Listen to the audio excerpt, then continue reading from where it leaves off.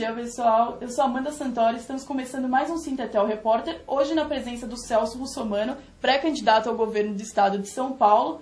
E nós começamos hoje um giro de entrevistas com os principais pré-candidatos para abordar essas questões relacionadas ao estado de São Paulo de forma mais aprofundada e ampliada. Bom dia, Celso. Tudo bom? Bom dia, tudo bom. Recentes dados do Datafolha mostram você com 12% das intenções de voto. Como você avalia esses dados percentuais? Extremamente importante. Estou muito feliz porque 12% da intenção de voto, sem eu ter falado absolutamente nada, sem as pessoas conhecerem minhas propostas, né? Sem conhecer o plano de governo do Celso Russomano, acreditando só no trabalho que eu fiz ao longo desses 20 anos, defendendo o consumidor, me deixa muito feliz e muito contente. O PT ele chegou a já estudar uma medida de liberar os partidos nanicos para compor a sua possível candidatura. Você pode dizer que a sua candidatura é aliada ao PT? É um partido aliado nesse sentido? Olha, eu fico muito feliz de saber que o PT está liberando partidos pequenos para me apoiarem na minha candidatura. A minha candidatura é uma candidatura independente. Eu costumo brincar e dizer o seguinte, né? Na esfera nacional, nós temos o PSDB e o PT disputando a presidência da República. No estado de São Paulo, a gente tem o PT e o PSDB disputando o governo do estado de São Paulo. E no meio está o Celso Russomano, né? Mas eu sempre pergunto, o que é melhor no sanduíche?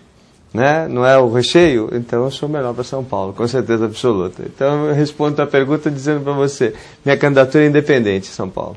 Inclusive também recentemente ao portal IG você falou que a sua candidatura tiraria possíveis votos do PSDB. Por que você acredita nisso? Eu não acredito nisso, é por pesquisas qualitativas, né? O meu perfil é um perfil voltado para eleitores do PSDB, então tira votos do PSDB, sem dúvida nenhuma. A postura minha, talvez o partido, né? A história do partido, essas coisas todas têm a ver com os votos. Então, o que aponta as pesquisas qualitativas é que o Celso Russomano tira voto do PSDB. Da educação, além de existir a progressão continuada e práticas que são consideradas que não fazem esse jovem crescer, também há um desnível do nível de ensino das escolas particulares para as escolas públicas. Você tem toda a razão. Você sabe que eu sou oriundo de escola pública. Porque na época que eu fiz primeiro e segundo grau, a escola pública era melhor do que a escola particular. E eu, para entrar no Colégio Brasil Machado, que era o melhor colégio do estado de São Paulo, não era o melhor colégio público, era o melhor colégio do estado de São Paulo, entre as escolas públicas e as escolas particulares. E era uma escola pública. Eu tive que fazer um ano de cursinho de admissão, né, para passar da quarta série do primeiro grau para o ginásio, que naquela época era ginásio. Eu tive que estudar um ano depois que eu terminei o quarto ano. Eu parei um ano só para estudar, para me preparar para conseguir entrar no colégio, na escola pública. Hoje eu passo na frente daquele colégio e ele está todo pichado, destruído. Então a escola pública pode ser boa sim. É só a gente qualificar bem o professor, né? A gente pagar bem o professor que tem os piores salários. Na década de 70 você falava assim, as pessoas brincavam, né? E ele casou com uma professora, ele deu golpe no baú, porque as professoras eram bem pagas. Então, significava casar com uma professora, casar com alguém que tinha dinheiro. Hoje você fala que vai casar com um professor, você fala, vai casar com uma dor de cabeça. Um salário desse tamanhinho, né? O professor apanha na sala de aula, a droga está dentro das escolas, né? Ninguém faz absolutamente nada, e esse aluno vai ser um aluno sem oportunidade no futuro, vai ser o excluído da sociedade. Outras questões também que preocupam muito, que a população de forma geral, foram as enchentes que aconteceram de forma bem latente nesses últimos anos. Existe uma opção viável para a gente dar uma solução para essa questão das enchentes? Olha, tudo na vida é prevenção, né? Se você tem quadros, né, de locais de risco, de locais que são que têm a condição de inundações, por que você não faz prevenção? Por exemplo, na capital de São Paulo, no último ano, no ano anterior a esse ano das enchentes, os bueiros não foram limpos. Está todo mundo escondendo. os banheiros não foram limpos, né? Os córregos não foram limpos. Podia ter evitado a enchente totalmente? Não, mas podia ter melhorado, né? Programas de piscinões, como foram feitos, por exemplo, na época do governo Paulo Maluf, não foram feitos mais. Né? Então, você, por exemplo, você tinha uma região como a região do Pacaembu que inundava inteirinha. Hoje não inunda mais, porque embaixo do Pacaembu tem um piscinão, embaixo do estacionamento do Pacaembu. Então, essas coisas são previsíveis. Não faz porque não quer, não faz porque não tem vontade política de fazer. O Estado não estar presente para o cidadão é muito falada, inclusive culmina um pouco com o descrédito que os cidadãos têm nas pessoas que os representam. Exatamente. Teve o projeto Ficha Limpa, né, recentemente, e o seu partido votou maciçamente contra. Não, é verdade. O partido votou favorável. Existia um destaque que aumentava a pena. E esse destaque que aumentava a pena, eu era favorável.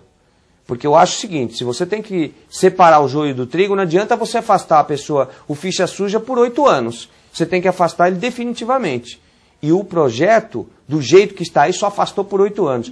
Eu era favorável que afastasse definitivamente. O cara tem ficha suja, foi condenado em segunda instância, tem que ser afastado da política definitivamente, não pode voltar mais. É essa a minha colocação.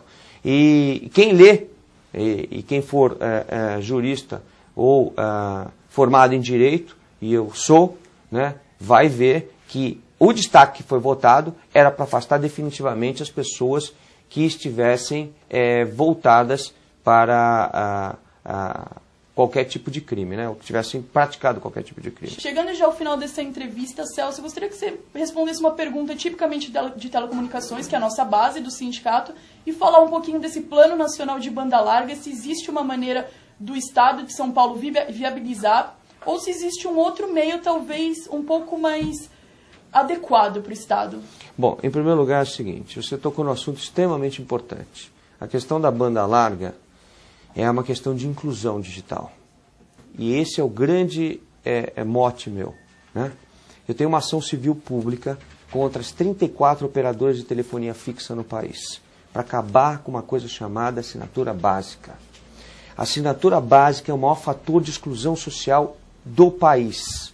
Isso por quê? Porque hoje, quem não tem destreza, como eu falei anteriormente, quem não tem intimidade com o computador, absolutamente tem nada. Nada. Você exige do jovem, quando ele vai para o mercado de trabalho, até para trabalhar numa venda. Se você vai numa vendinha, num estabelecimento comercial pequeno, o computador, ou seja, o caixa, está ligado ao sistema. Ou seja, você quando vende alguma coisa, aquilo está dando baixa no estoque daquele comércio. Então é tudo feito por computador. Então as pessoas que não estão preparadas para o mercado de trabalho serão excluídos digital, né? Excluídos do processo digital. E eu quero lembrar que há muitos anos atrás, quando as empresas, as teles eram ainda estatizadas, ainda eram do governo, foi criada a assinatura para vender listas telefônicas. Ou seja, a assinatura chamada de assinatura básica, chama-se assinatura porque era a assinatura da lista telefônica. Custava 83 centavos por mês. Quando foi privatizado? Logo depois que foi privatizado, passou a R$12 e foi subindo. Hoje está a quase R$50 acrescido dos impostos. Para ser mais exato, R$40. Aí eu te pergunto, quantas famílias brasileiras têm condição de pagar R$40 para ter um telefone fixo em casa? E eu vou te responder. Hoje nós temos 180 milhões de celulares no país, dos quais 85% são pré-pagos. Os outros 15% são pós-pago. Então aí a gente já tem um reflexo do que é a sociedade. 85% da sociedade não tem dinheiro para pagar um pós-pago, então compram um cartão, né, e preenchem o seu celular. Usam o celular, a maioria dessas pessoas, para receber ligação. Vão fazer ligação aonde? Nos telefones públicos. Ou a gente tem um sistema nacional, né, de banda larga, ou a gente acaba com essa maldita assinatura básica e dá a opção das pessoas de ter a universalização, que foi o que nós pretendíamos quando nós privatizamos.